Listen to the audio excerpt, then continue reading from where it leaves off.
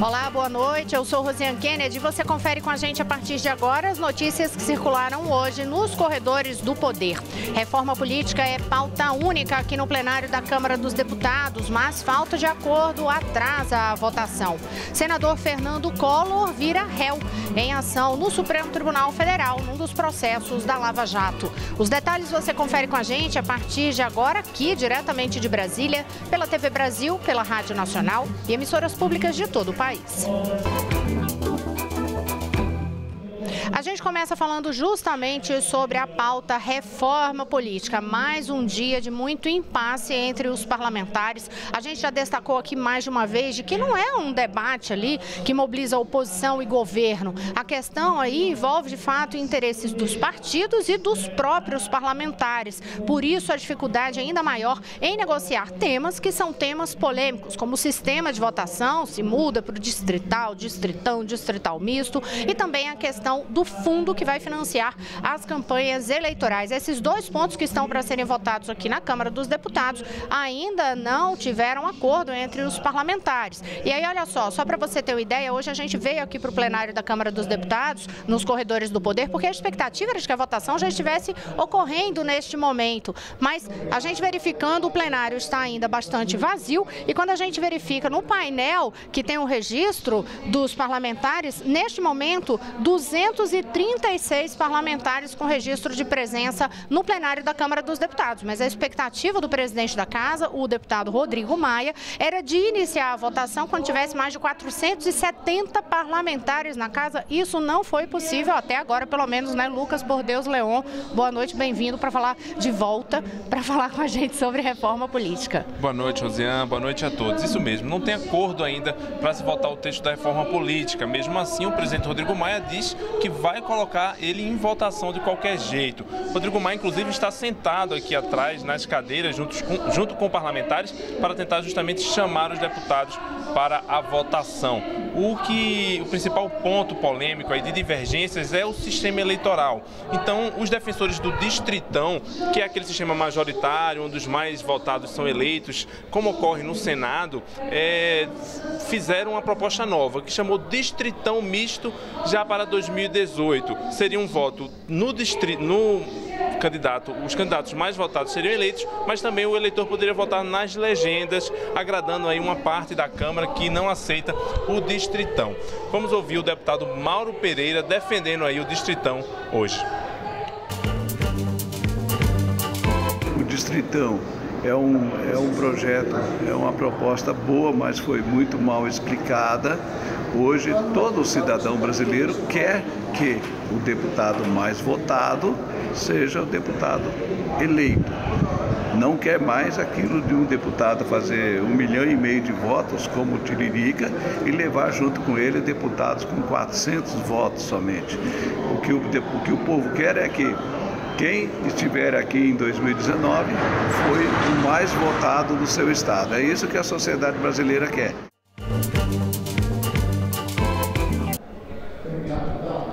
Pois, como o distritão não está convencendo parte dos deputados, os seus defensores dizem que tem cerca de 280 votos, eles proporam esse distritão misto. O relator, o deputado Vicente Cândido, do PT, disse que isso pode ser uma saída para convencer os deputados.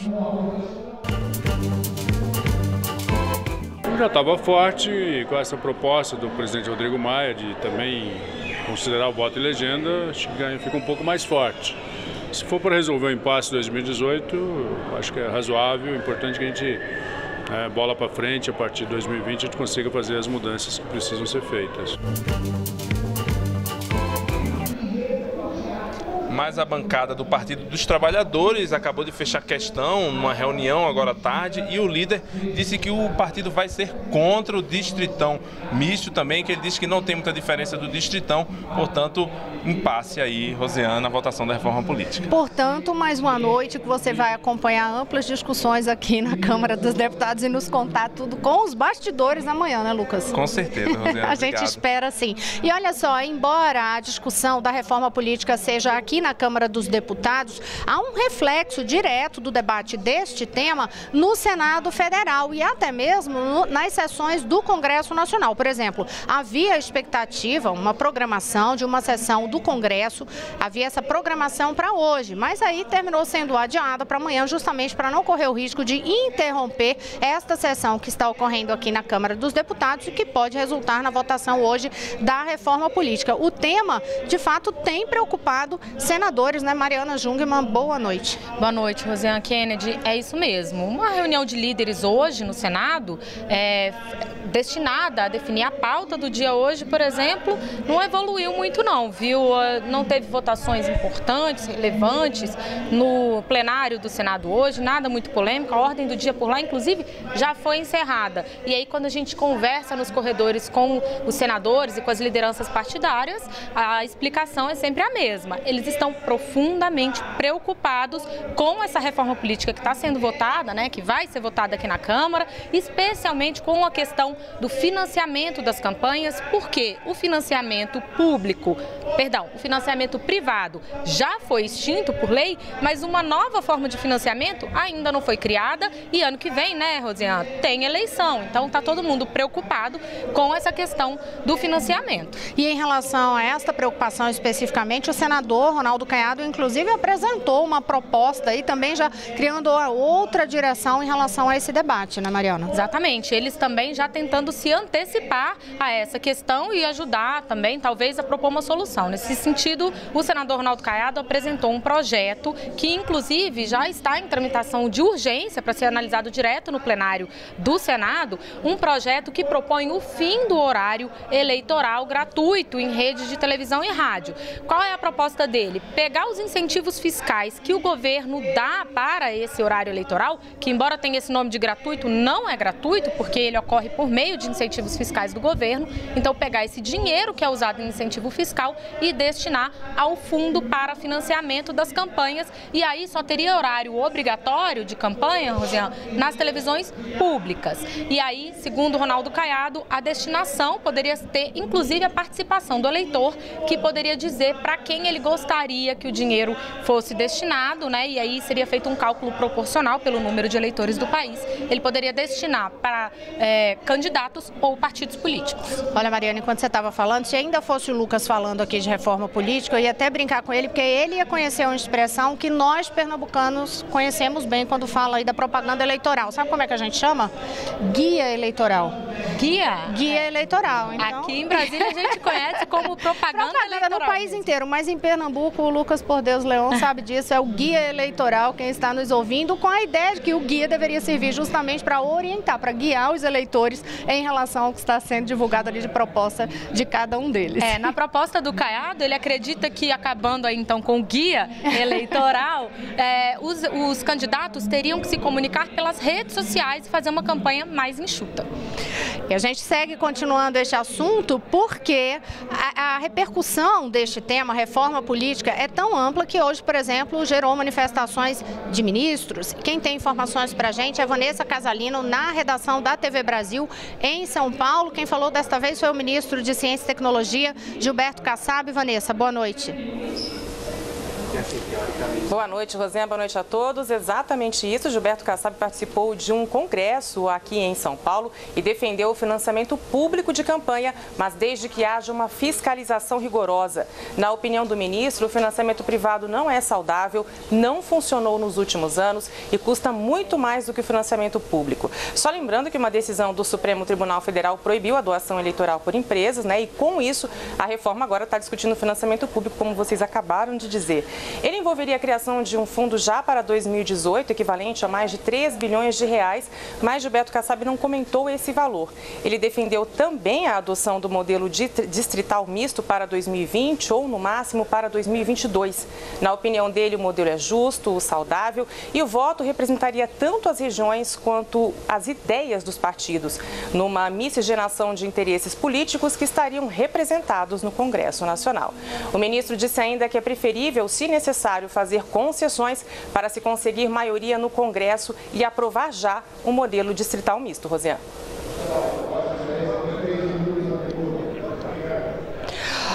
Obrigada, Vanessa Casalino. Olha, agora mudando de assunto, a gente vai falar sobre Lava Jato, mas quem tem informações pra gente é Jéssica Gonçalves, no estúdio da Rádio Nacional. Boa noite, Jéssica.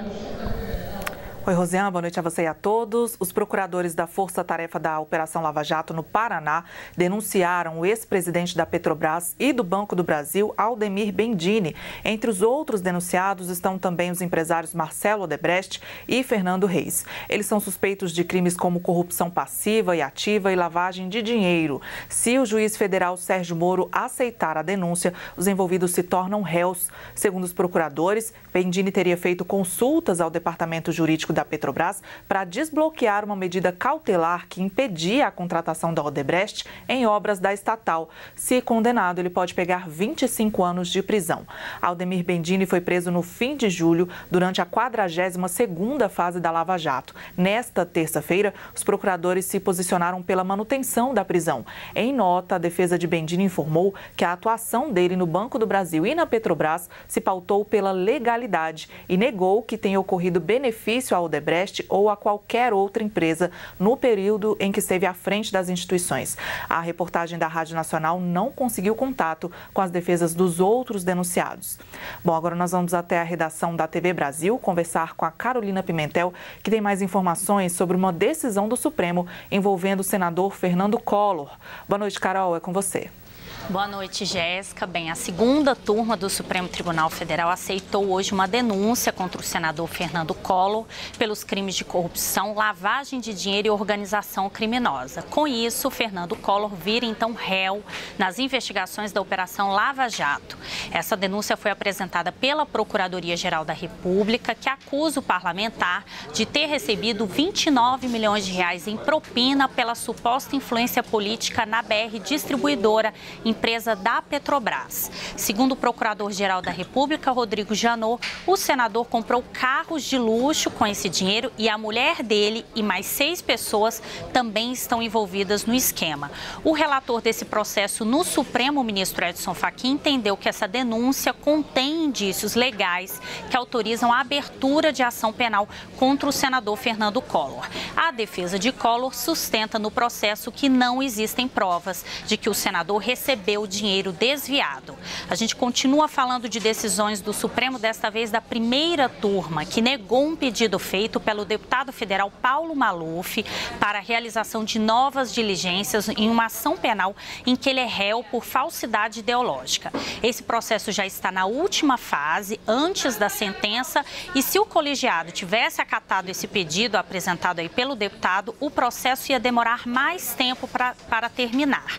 De acordo com a Procuradoria-Geral da República, Paulo Maluf omitiu gastos na prestação de contas nas eleições de 2010. Ele teve despesas de quase 170 mil reais pagas pela empresa Eucatex, que pertence à família de Maluf, mas ele não declarou esses gastos na sua prestação de contas.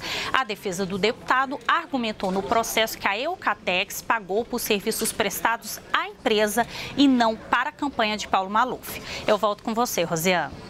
Obrigada, Carolina Pimentel. No próximo bloco, bichos assustam os corredores do poder aqui em Brasília. Teve onça num dos ministérios. É daqui a pouquinho, eu volto já.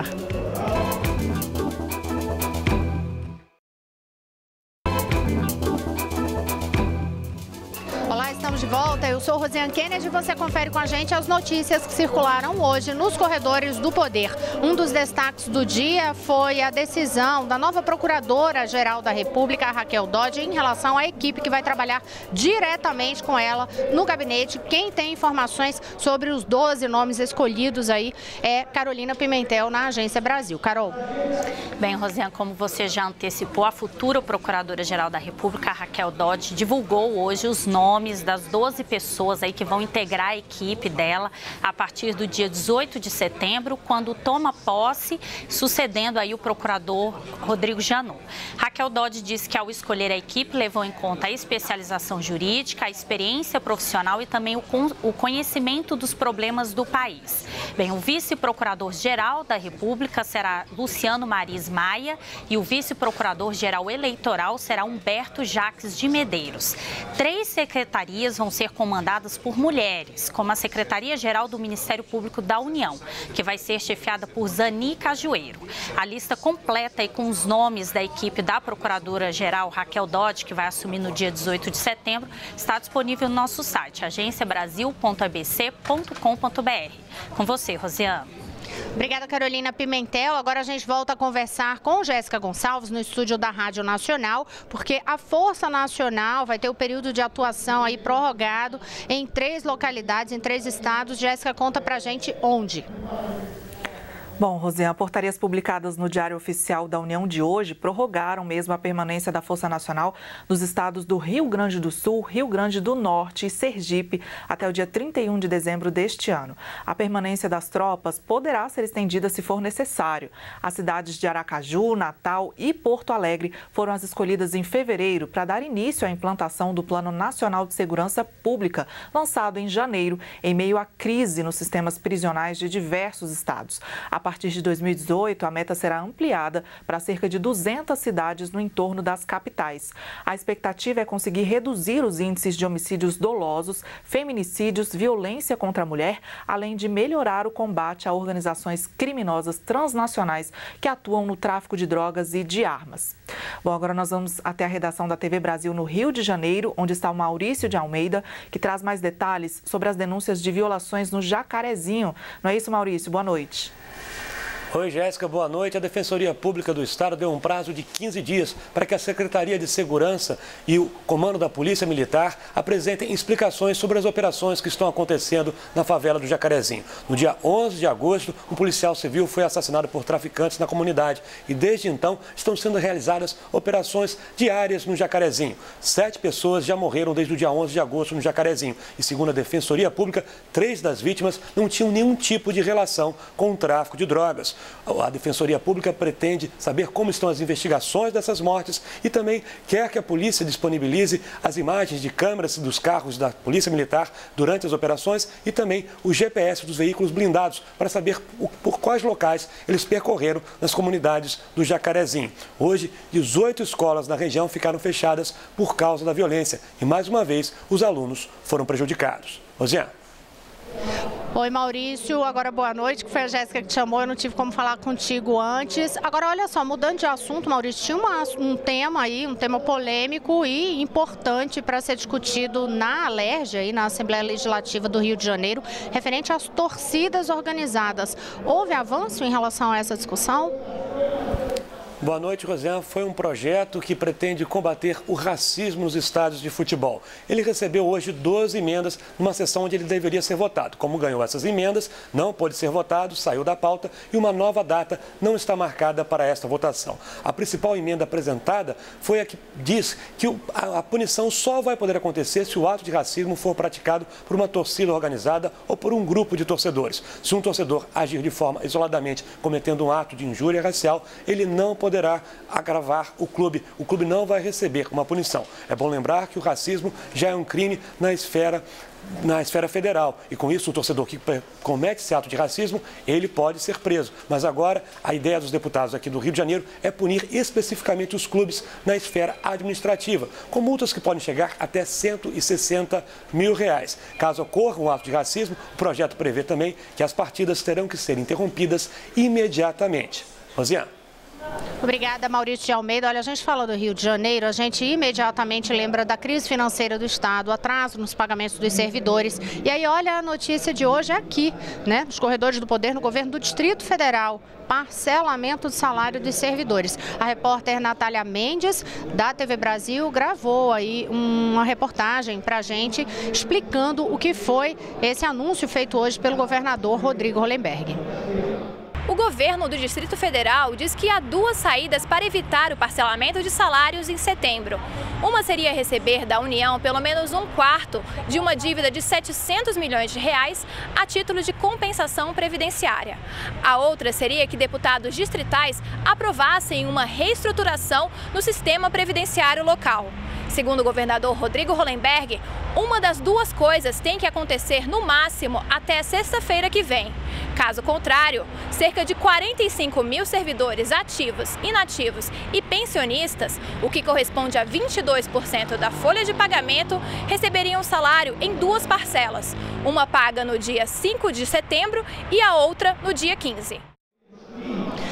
Portanto, essas informações da Natália Mendes. Amanhã a gente vai continuar de olho em toda a repercussão deste assunto, essa decisão do governo do Distrito Federal de parcelamento dos salários e trazer essa repercussão, inclusive com as manifestações das entidades aí que representam os servidores públicos. Agora a gente vai conferir uma outra informação com Jéssica Gonçalves no estúdio da Rádio Nacional. Informação importante em relação ao uso de aviões da FAB para ajudar aí na campanha de vacinação em áreas de mais difícil acesso, né, Jéssica?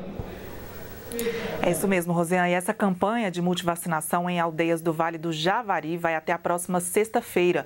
4 etnias estão sendo atendidas: Marubo, Maiuruna, Canamari e Matiz. Quase 2.000 doses do calendário anual para doenças como meningite e pneumonia devem ser aplicadas. É seca na região, a baixa do nível dos rios impossibilita o transporte fluvial. E há dificuldade também em fechar o esquema vacinal dessas comunidades, principalmente das crianças. Por isso, um helicóptero da FAB leva as equipes de técnicos e enfermeiros de Tabatinga para essas áreas. O esquema faz parte da Operação Gota. Ações desse tipo tiveram início em 1993, após a notificação de surtos de sarampo em comunidades indígenas da região do Vale do Juruá. Depois disso, as ações de multivacinação de populações em áreas de difícil acesso foram ampliadas. Rosiane. Obrigada, Jéssica Gonçalves. Olha só, agora há pouco, Mariana Jungmann ressaltou que não houve avanço em votações lá no Senado Federal, porque os parlamentares estão aí em várias conversas a respeito da reforma política que está sendo discutida aqui na Câmara dos Deputados. Mesmo assim, eu lembro que ontem a gente tinha dito a vocês que ia trazer informações a respeito de uma proposta que muda a questão do registro de nascimento.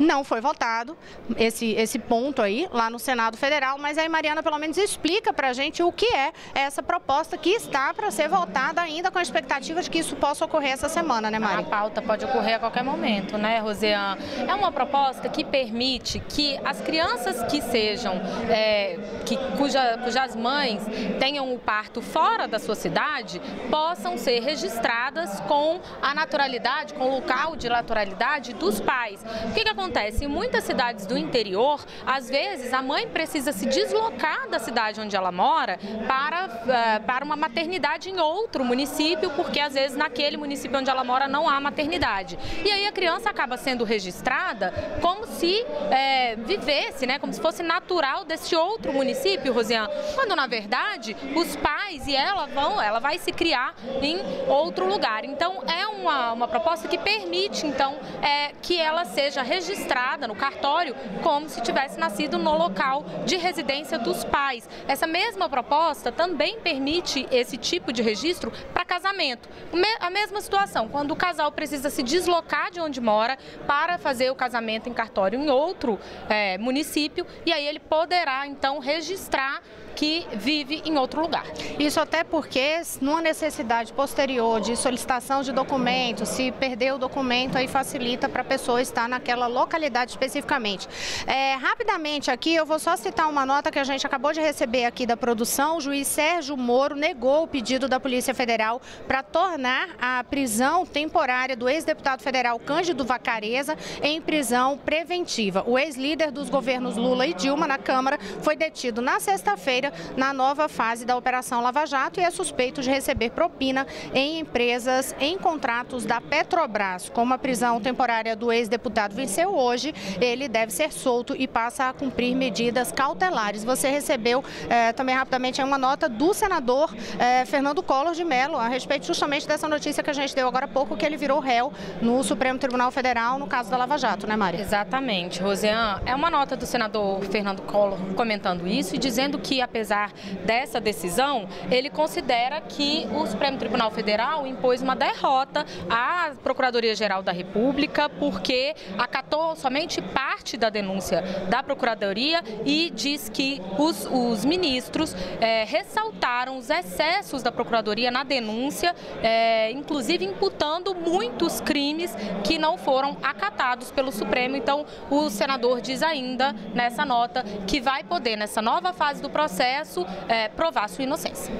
Olha, agora a gente vai mudar de assunto, sai de Lava Jato para falar do seguinte. Eu já vou chamar a imagem para quem estiver acompanhando com a gente pela televisão ter ideia e saber qual o susto que ia tomar, né, Mariana Jungmann? Vamos acompanhar imagens que foram divulgadas hoje pelo Ministério de Relações Exteriores. Uma onça parda passeando tranquilamente pelo estacionamento do Ministério de Relações Exteriores, o Itamaraty. Imagina o susto das pessoas que estavam de plantão ali naquele local. Essa onça passou por ali ontem à noite, foi capturada essa imagem nas câmeras de segurança lá por volta das 8h30 da noite de ontem. Hoje a polícia estava buscando essa onça, então quem estiver passeando pela esplanada pode correr o risco de dar de cara com a onça. Já tem explicação, né, Mariana? Teve incêndio.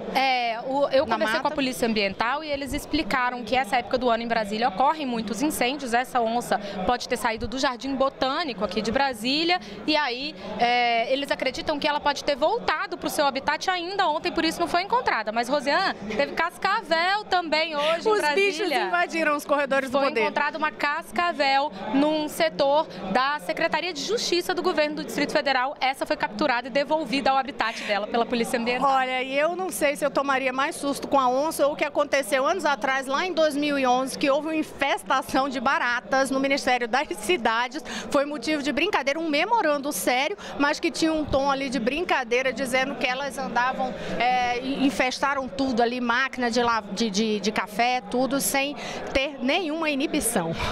Boa noite a todos, até amanhã. Boa noite, Mari. Boa noite, a gente te espera amanhã. Sem encontrar com a onça. Sem onça.